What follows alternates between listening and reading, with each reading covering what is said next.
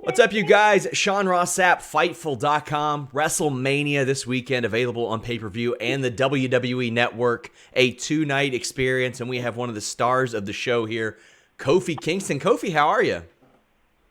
I'm fantastic, man. How are you? I'm doing wonderful, except when I spoke to you in Toronto, I was too mesmerized by your pancake jumpsuit to remember to remember a significant question that I wanted to ask you. And yeah. it dates back to Chris Jericho's 2014 book, and he told an interesting story about you. Do you know where I'm going with this? I think so, but I'll let you finish it out,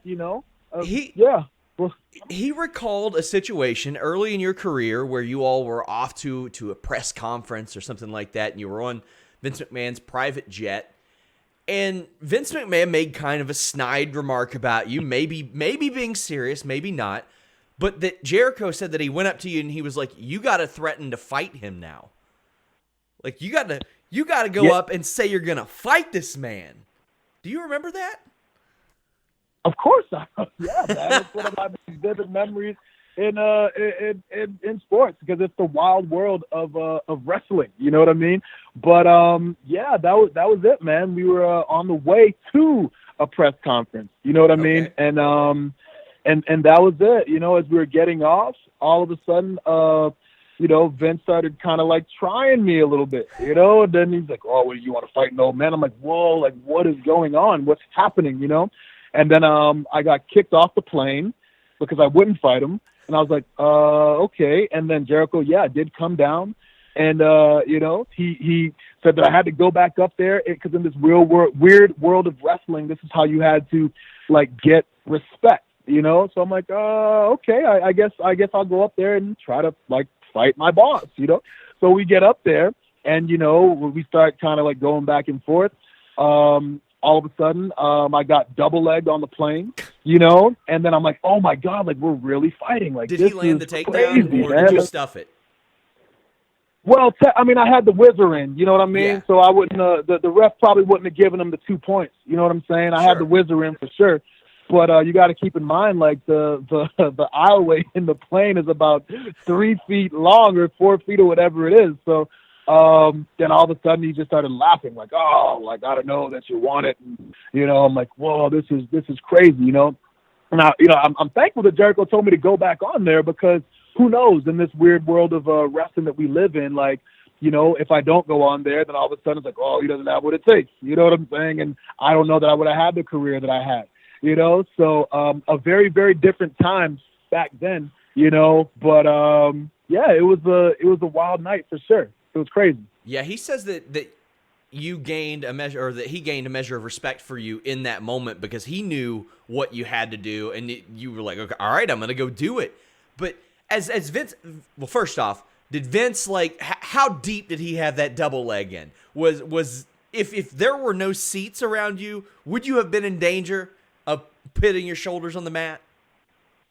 Oh, well, I mean, like I said, man, anyone who's an amateur wrestling aficionado knows if you have that whizzer in, they can't award control. Who knows what would have happened? I'm pretty sure I might have been able to get my legs out, and get a sprawl on, but it didn't have to go that far. I don't think it was about the actual takedown. You know what I mean? But who knows?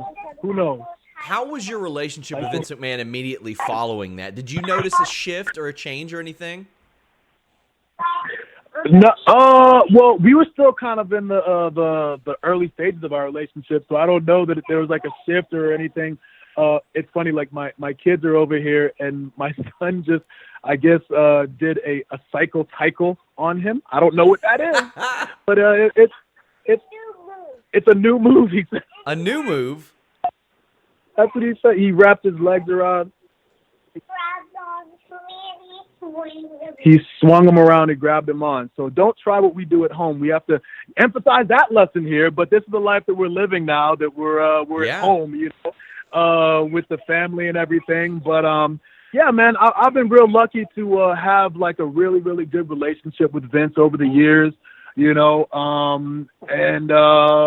I've been really lucky to have experienced like so much in my career. Obviously Vince is the one who's making those decisions at the end of the day. And, I've been taking a lot of pride in being able to deliver over the years and just kind of maximize the opportunities that I've been given. So, I'm always thankful to Vince for giving me those opportunities over the past decade plus. And I just keep trying to knock them out of the park every single time. It's clear that he trusts you in a variety of roles, too. Like this year's WrestleMania, you're in a triple threat ladder match in front of no people. Last year, WWE Championship match. You've hosted WrestleMania. You've been in Battle Royals. You've been in other tag matches, other ladder matches. So you're obviously open to a variety of things, and he trusts you in a variety of things. Is that like a conversation you all have ever had? Like, for example, when it's brought up that you all are going to host and not wrestle, how do you feel about that going in as a guy who is still more than good to go in the ring? Well, I think for us, myself, Woods, and E, when we got that opportunity, there was a lot of people who were on social media talking about like, oh, well, you guys should be on the card, and you guys are talented, and we know that we're talented in the ring. But at the same time, you got to think about the big picture and the amount of people that have hosted a WrestleMania. At that time, it was just like The Rock and Cena as far as active wrestling talent, and then it was us.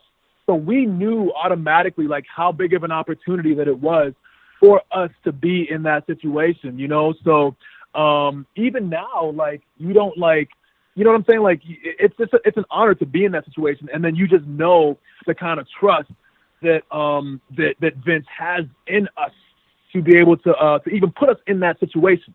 You just know that because you look again like at the amount of people that have done it, that have been asked, and to be even considered in the same sentence or the same breath as Cena and Rock in terms of entertainment on any kind of platform, it really says a lot. So it's not something that we like went into the office with and he's like, oh, you know what, guys, can I trust you to go out there and do this? It's like, no, he just gave us that role because he did trust us.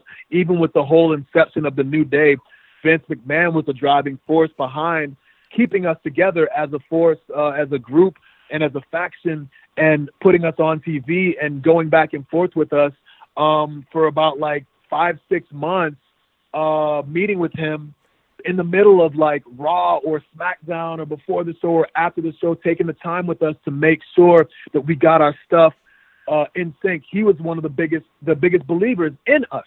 So, we've been able to kind of keep that trust over the years, being able to deliver on so many different levels. So, as far as like hosting a WrestleMania, man, like that is it's a badge of honor, man. Like there's not a whole lot of people that have been WWE superstars that can say that they hosted WrestleMania. So, man, it's we wear it as a badge of honor for sure.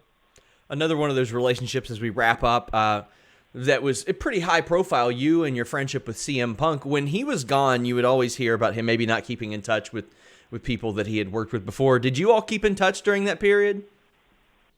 No, not really, man. Not really. Punk, like you heard with a lot of people who were on the active roster, just didn't really talk to many people on the roster.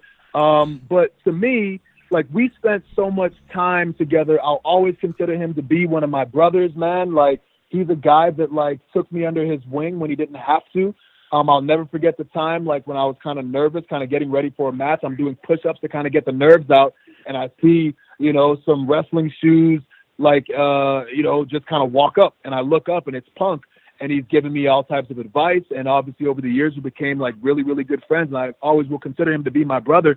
So whatever happened between like him and the company, for him to feel the need to do that, I don't know, like that's kind of like between him and the company, you know what I'm saying? But as far as like our relationship, I don't think that like I have no sour grapes, you know what I'm saying? Like a lot of people were kind of mad that they got, I guess, cut off, but that's kind of where he was in his life. So you have to afford people that space, right? To be where they feel like they need to be.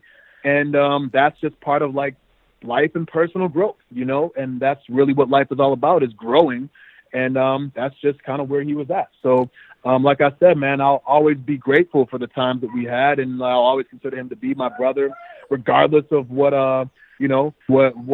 what happens from this point forward. I was glad to see him kind of get the gig with Fox, and kind of be back in the fold, because to me, it seemed like he had found something, like a sense of happiness. And that's really all that I want for him is to be happy. So as long as he's happy and he's enjoying life, then I'm happy for him, and I always will be. WrestleMania this weekend, 2 nights, WWE Network and pay-per-view. Kofi Kingston, thank you so much. Yeah, man. Right on. Thank you, dude.